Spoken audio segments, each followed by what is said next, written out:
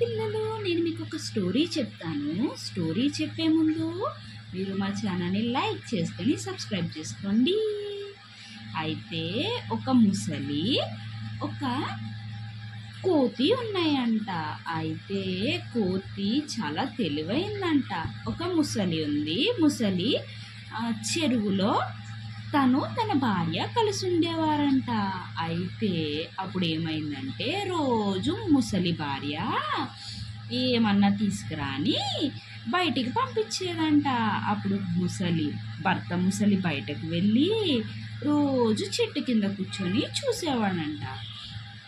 అయితే పైనుంచి కోతి మంచి మంచి రేగిపళ్ళు అవి కిందకేసేదంట. అలాగా కోతిని ముసలి ఫ్రెండ్స్ అయ్యారంట. అప్పుడు ముసలి రోజు ఆ పళ్ళు పట్టుకొని భార్య దగ్గరికి పట్టుకెళ్ళి ఇచ్చేదంట.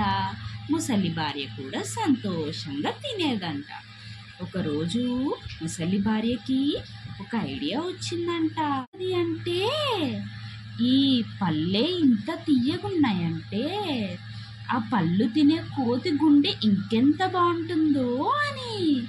అప్పుడు ఏమైందంట, ముసలి భార్య ముసలి భర్తని నువ్వు వెళ్ళి ఆ కోతి గుండెని తీసుకురా అనిందంట.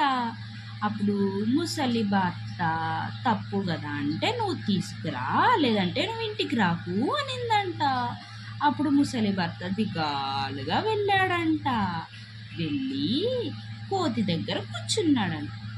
పళ్ళిస్తుంటే పళ్ళొద్దు నాకు అన్నాడంట.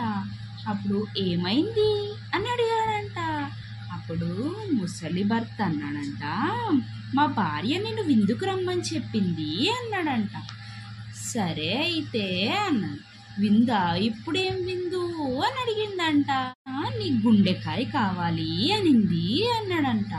అప్పుడు అవునా, అంతే కదా, పద నేను వస్తాను అని చెప్పంటే ముసలి మీదకి కోతి ఎక్కి కూర్చొని అలా వెళ్తూ వెళ్తూ వెళ్తూ ఉన్నారంట. మధ్యలోకి వెళ్ళాక ముసలితో కోతనిందంట, అయ్యయ్యో నా గుండెకాయ నేను చెట్టు మీద పెట్టి మర్చిపోయానే అనిందంట. అవునా, సరే పద వెనక్కి తీసుకెళ్ళి దింపు, తీసుకొస్తాను నేను అనిందంట.